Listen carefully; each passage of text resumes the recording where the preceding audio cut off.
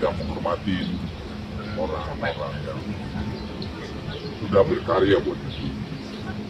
Saya bersebut sangka dengan teman. Saya kan pembantu Presiden Jokowi selama 10 tahun.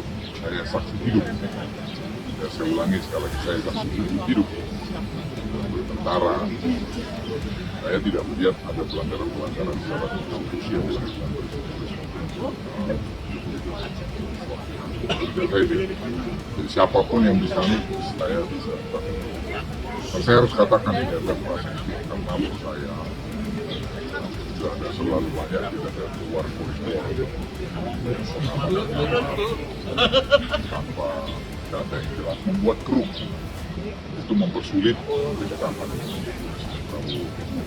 Kita harus memberikan suasana kekompakan. Download Tribun X sekarang, menghadirkan lokal menjadi Indonesia.